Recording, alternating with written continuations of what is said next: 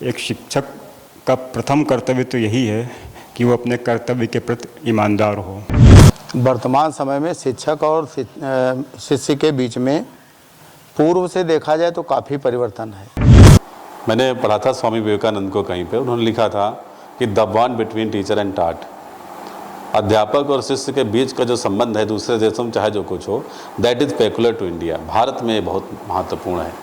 Teacher is not a man who just come to teach you and you pay him. हम समाज में उन शिक्षकों को सामने लाने की कोशिश करते हैं जिन्होंने अपना एक लंबा समय तक शैक्षिक शिक्षा के क्षेत्र में योगदान दिया और आज वो और उसके बाद वो रिटायर हो गए या फिर जो है किसी भी तरीके से वो अपने समाज से दूर हो गए और लोग उनको भूलते चले गए।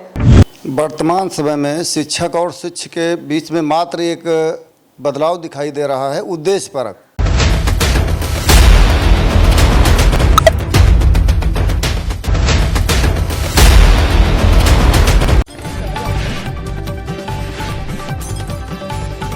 सीतापुर के कस्बा तंबोर में सभी शिक्षण संस्थानों में धूमधाम से शिक्षक दिवस मनाया गया।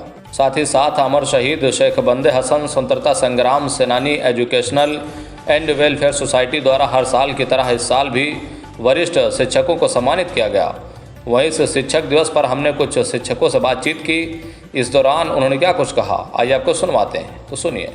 हम आपसे जानना चाहते हैं कि शिक्षक कैसा होना चाहिए। एक शिक्षक का प्रथम कर्तव्य तो यही है कि वो अपने कर्तव्य के प्रति ईमानदार हो और अपने विषय में वो पारंगत हो, अपनी दायित्वों का पालन करने वाला हो। ये प्रथम उसकी जिम्मेदारियां हैं।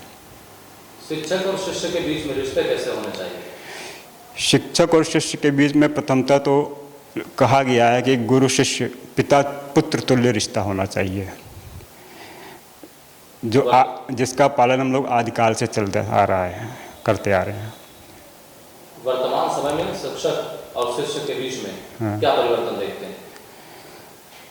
वर्तमान समय में शिक्षक और शिष्य के बीच में कुछ परिवर्तन दिखा है, ऐसा नहीं है, ठीक है, लेकिन ज़्यादा अंतर नहीं है। आज भी शिष्य ऐसे हैं जो अपने गुरुजनों का सम्मान करते हैं और कुछ थोड़ा वातावरण का प्रभाव पड़ा है तो कुछ शिष्य ऐसे हैं जो पालन नहीं करते हैं, लेकिन कुल मिला के कहा जाए सब सही है व्यवस्था। अगर शिष्य के अंदर बदलाव आया है तो उनको लेकर के क्या संदेश देना चाहेंगे। शिष्य के अंदर अगर बदलाव आया है तो उनसे यही कहा जाएगा कि आप अपने गुरुजनों का, अपने माता पिता के समान सम्मान करें, क्योंकि वही आपके, ठीक है, आपके भविष्य को नई दिशा देने वाले हैं।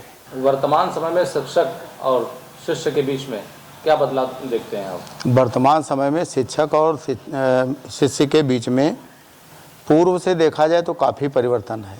उसका कारण गिरता हुआ शिक्षा का स्तर, पाठ्यक्रम और इसके अतिरिक्त अगर देखा जाए तो समाज का सहयोग भी है, क्योंकि समाज जो है वो उस हिसाब से नहीं कोऑपरेट कर पा रहा है, न कर रहा है, न करना चाहता है, जैसा कि आज से हम देख रहे हैं 30 साल 40 साल पहले था। क्योंकि हम लोग तो करीब 40 साल से जुड़े हैं इस शिक्षा जगत से, तो बार बार जो परिवर्तन आता चला जा रहा है, सामाजिक मूल्यों में जो परिवर्तन है वही मुख्य कारण है। शिक्षक और शिक्षार्थी के बीच में जो काफ़ी दूरियां भी बनती चली जा रही, एक दूसरे के प्रति जो है वो भाव नहीं रहा आज रहा जो पहले था। जो बदलाव देखने को मिल रहा है, इस बदलाव से क्या लगता है कि आने वाले समय में नुकसान हो सकता है। हाँ, इस आने वाले समय में काफ़ी नुकसान हो सकता है, हो भी रहा है और हो भी सकता है, क्योंकि उसका मुख्य कारण है जब शिक्षा से लगाव ख़त्म होगा लोगों का तो स्वाभाविक है उसका मूल्य तो गिरते ही जाएगा। अब विशाल जी, हम आपसे जानना चाहेंगे कि आज शिक्षक दिवस है, इस पर हम शिक्षकों के बारे में जानना चाहते हैं कि शिक्षक जो है वो कैसा होना चाहिए। धन्यवाद महोदय। ये बहुत बड़ा प्रश्न है कि शिक्षक कैसा होना चाहिए। दरअसल शिक्षक का जो व्यक्तित्व होता है उसकी पर्सनालिटी समग्र होती है, इंटीग्रेटेड पर्सनालिटी होती है। टीचर माँ भी है, टीचर पिता भी है, टीचर मित्र भी है, टीचर मार्गदर्शक भी है। असल में अगर आप जाएं तो एंशिएंट टाइम और प्राचीन काल और जो मॉडर्न टाइम है, यहाँ एक बहुत बड़ा सा गैप हो चुका है। पहले अध्यापक मतलब गुरु ब्रह्मा गुरु विष्णु ऐसी एक कॉन्सेप्ट आया, ऐसी संकल्पना करी गई कि गुरु ही ब्रह्मा है, गुरु ही विष्णु है, सर्वदेव महेश्वरा, गुरु ही ईश्वर है। कबीरदास जी ने भी यही कहा कि गुरु गोविंद दोहु खड़े काके लागू पाए, बलिहारी गुरु आपने गोविंद, मतलब गुरु ही है जो ईश्वर तक जाने का हमें रास्ता बताता है। अगर मॉडर्न कॉन्सेप्ट में देखें तो गुरु को अब शिक्षक को सुगमकर्ता कहा गया है। सुगमकर्ता का मतलब है कि जो हमारा रास्ता आसान करे, चाहे वो पढ़ाई का क्षेत्र हो, चाहे सोशल फील्ड हो, विद्यार्थी की कुछ बुराइयां इविल्स दूर करना, विद्यार्थी में संस्कार डालना। शिक्षक होने के नाते इस बात पे भी गर्व होता है कि बहुत सारे लोग तो ये कहते हैं कि टीचर बच्चा हमारे यहाँ 2 घंटे रहता है, 3 घंटे रहता है, घर पे ज़्यादा समय रहता है, लेकिन नहीं, टीचर होने के नाते गर्व होता है कि बच्चे के मम्मी पापा आकर ये कहते हैं कि भैया बच्चे में ये संस्कार बिगड़ रहे हैं, आप इसको इस तरीके से ट्रेंड करिए। टीचर सब कुछ है, टीचर मार्गदर्शक है, टीचर सुगम करता है। बच्चे के अंदर जितने भी क्वालिटीज़ हैं उनको अच्छी तरीके से अगर निखार दे तो मॉडर्न टीचर मेरी समझ में अपने दायित्वों को पूरा कर सकता है। अगला प्रश्न मेरा ये है विशाल जी कि शिक्षक और शिष्य के बीच में रिश्ते कैसे होने चाहिए? बहुत अच्छा प्रश्न आपने पूछा, इसके लिए धन्यवाद। मैंने पढ़ा था स्वामी विवेकानंद को कहीं पे, उन्होंने लिखा था कि the bond between teacher and टाट, अध्यापक और शिष्य के बीच का जो संबंध है दूसरे देशों में चाहे जो कुछ हो, that is peculiar to India. Bharat में ये बहुत महत्वपूर्ण है। Teacher is not a man who just come to teach you and you pay him. अध्यापक वो नहीं है कि आप आए, उसने पढ़ाया, आपने उसको पैसा दे दिया और यहीं पर सारा संबंध खत्म हो गया।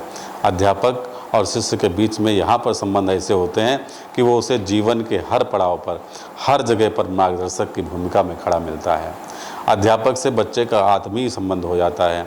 अध्यापक से बच्चा अपने मित्र की भांति बात कर सकता है। अध्यापक और शिष्य के बीच संबंध प्रगाढ़ होने चाहिए, मित्रतापूर्ण होने चाहिए, मार्गदर्शक की भूमिका में होना चाहिए।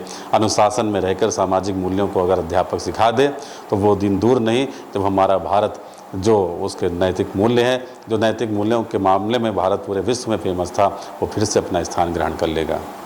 लेकिन आज के दौर में आपको ऐसा नहीं लगता है कि जो शिक्षक है और शिष्य है उनके बीच में दूरियां पैदा हो गई हैं? देखिए, मॉडर्न टाइम में अब शिकायत करते हैं, फैमिली मेम्बर शिकायत करते हैं कि बच्चे सोशल जो गैजेट्स हैं उनका उपयोग ज़्यादा करने लगे हैं। लेकिन मुझे लगता है कि अब बच्चे और करीब आ सकते हैं अध्यापक के। अब तो बच्चे उनसे लाइव चैट से जुड़ सकते हैं, कोई भी प्रॉब्लम होती तो सॉल्यूशन जल्दी प्राप्त कर सकते हैं।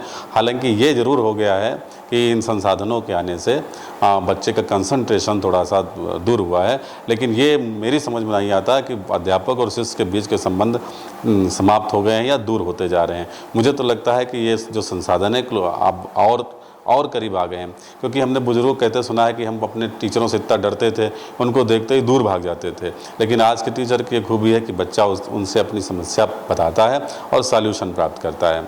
हम पिछले कई वर्षों से देखते आ रहे हैं कि आप उन शिक्षकों को सम्मानित करते हैं जिन्हें अक्सर लोग भूल जाते हैं जी। वो कौन सी संस्था आपकी है जिसके माध्यम से आप सम्मानित करते हैं और क्यों सम्मानित करते हैं?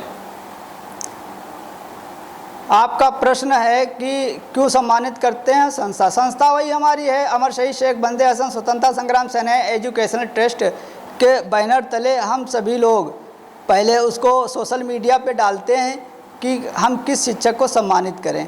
हम समाज में उन शिक्षकों को सामने लाने की कोशिश करते हैं जिन्होंने अपना एक लंबा समय तक शैक्षिक शिक्षा के क्षेत्र में योगदान दिया और आज वो और उसके बाद वो रिटायर हो गए या फिर जो है किसी भी तरीके से वो अपने समाज से दूर हो गए और लोग उनको भूलते चले गए। और ऐसे आधुनिक युग में जहाँ पे सिर्फ नए युग के सिर्फ टीचर लाइट में हैं और उनको जो है लोग भूल गए जिनसे उन्होंने शिक्षा ली है, तो हम कोशिश ये करते हैं कि उनका सम्मान किया जाए जिन्होंने हमको कुछ लिखना पढ़ना सिखाया, जिन्होंने उन परिस्थितियों में जब एजुकेशन की कोई ऐसी अवयव नहीं थे, सिस्टम नहीं थे और पढ़ाया, तो और आज के युग में जब हम उनको सम्मानित करेंगे तो हमारी आने वाली जनरेशन जो है, जो पीढ़ी है, वो अपने दौर के जो शिक्षक हैं उनका सम्मान करेगी, उनसे प्रेरणा मिलेगी और उनसे जो है सबक लेगी कि अपने गुरुओं का हमेशा सम्मान करना चाहिए, सिर्फ ऑन द क्लास और कॉलेज में ही नहीं। ये हमारा उद्देश्य है कि कभी भी शिक्षक वो हमारा पूरी ज़िंदगी के लिए हमारा वो शिक्षक होता है। जैसा कि हज़रत अली रज़ी अल्लाह ताला अन्हु ने कहा कि अगर कोई शिक्षक हमें कोई भी इल्म सिखाता है, शिक्षा देता है, वो हमारा जो है, हम उसके ग़ुलाम हैं, वो हमें चाहे बेचे चाहे आज़ाद करे। तो सिर्फ क्लास तक ही नहीं है, यही है मेरा उद्देश्य है कि जो शिक्षक हमारे समाज से दूर हो चुके हैं, घरों पर हैं, उनको हम फिर दोबारा लाएं। और ऐसा हुआ कि जब हम उनको जो सम्मानित किया और वो पब्लिक सोशल मीडिया पे जब वायरल हुआ तो लोगों को बड़ा अचंभा हुआ कि अभी क्या सर जी हयात हैं। तो उसको देख करके बच्चों को वो सारी सब चीज़ें जो है पुनरावृत्त हो जाती हैं कि नोया ये ऐसे पढ़ाते थे, ऐसे पढ़ाते थे। कई ऐसे शिक्षक हमको मिले इतने सालों में कि 13-14 किलोमीटर टाइम पर जो है पहुंच के जो है स्कूल में वो पढ़ाने का काम करते थे। और ये शिक्षक की सबसे बड़ी जिम्मेदारी है कि समय का पाबंद होना चाहिए और वो समय पर स्कूल पहुँचे। वर्तमान समय में शिक्षक और शिक्षक के बीच में मात्र एक बदलाव दिखाई दे रहा है, उद्देश्यपरक। जैसे छात्र जो है वो शिक्षा प्राप्त करने के उद्देश्य से ही विद्यालय या संस्थाओं को जाता है और वहीं पर उनसे शिक्षा ग्रहण करने के बाद वो व्यावसायिक रूप से उनके रास्ते अलग हो जाते हैं। परंतु वैदिक शिक्षा में ऐसा नहीं था। वैदिक शिक्षा में शिक्षा का जो अभिप्राय था वो सा विद्या या विमुक्तये, मोक्ष को देने वाली शिक्षा हुआ करती थी। आचार्य का जो उद्देश्य था वो भी आचार्यो ब्रह्मचारी ब्रह्मचारी प्रजापति, जैसा कि वेदों में बताया गया है कि उस समय हमारा शिक्षक और राजा सदैव जो है ब्रह्मचर्य का पालन करने वाले थे। सर्व रूप से जो है समर्पित भाव से रहते थे और अपने आप को जो है समर्पित सेवा में लगाते थे। ये उनका मेन उद्देश्य हुआ करता था। अगर हकीकतन इस तरह का मामला है और शिष्य और शिक्षक के बीच में दूरियां बन गई हैं तो आने वाले समय में से क्या नुकसान हो सकता है? आने वाले समय में अगर ये मुख्य जो है बाजारीकरण से इसका अर्थ जाना जाता है कि जो शिक्षक, कुछ ऐसे शिक्षक भी हैं जो अपने शिष्य के रूप में अपने शिष्य को नहीं देख रहे हैं। पूरा उद्देश्य उनका एक व्यावसायिक शिक्षा से ओतप्रोत है, जाना जाता है।